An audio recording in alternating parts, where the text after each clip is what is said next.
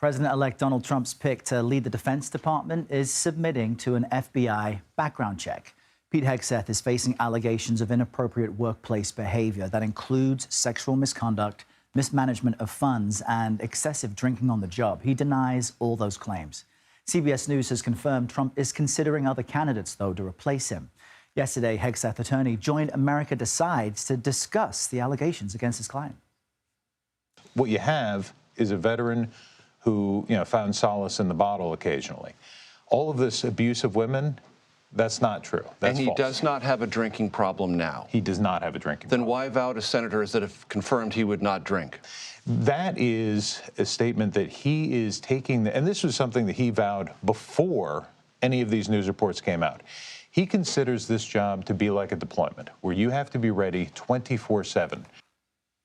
Let's bring in CBS News political reporter Olivia Rinaldi, joining us from our D.C. bureau this morning. Olivia, Trump appears to be posting support for Hegseth on his social platform.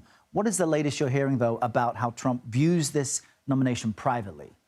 Yeah, good morning, Errol. This is the first time we're really seeing Trump publicly back Hegseth again. We've been hearing from him several days on Capitol Hill, talking about how he has the full support of the president-elect. But this is the first time we've seen Trump do something publicly that suggests he is still backing Hegseth as his pick for Secretary of Defense. Now, internally, we've heard a lot of turmoil this week from people, aides close to the transition, senior advisors to the president-elect, that he is perhaps interested in picking someone else to serve as that Secretary of Defense. Of course, we heard names like Florida Governor Ron DeSantis, something that may have surprised a few people within Trump's orbit.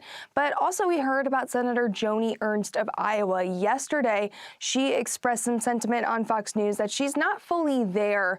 She's not across the finish line yet to confirm Hegseth as Secretary of Defense. So a lot of back-channeling going on, but at least for now, it seems that the president-elect is showing some support in a certain fashion on Truth Social for his pick, Pete Hegseth, for Secretary of Defense. And Olivia, I want to ask you about presidential donors. They all get the financial backings of people, but new campaign finance filings are giving us insight into how much billionaire Elon Musk gave to Trump. What can you tell us about that?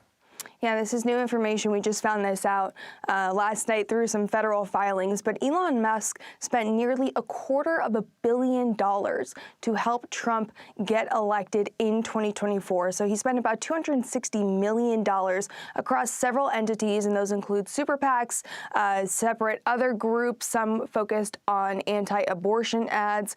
About the majority of that $260 million, about $238 million, went to Musk's super PAC called America PAC. Now, that PAC was important in the final days of the campaign because he was out campaigning for Donald Trump in Pennsylvania. But also something that caught my eye, according to these federal filings, was about $3 million went to something called the MAHA Alliance. That is the Make America Healthy Again Alliance, and that's associated with RFK Jr. The interesting thing there was concern, perhaps, that a certain siphon of RFK voters would vote for him anyways in some of those states where he was still on the ballot and couldn't get it removed. I'm thinking about Michigan, Wisconsin, some of those key Midwest states, spending some money there to make sure that those votes ultimately went to Donald Trump. So a lot of money coming from Elon Musk this cycle.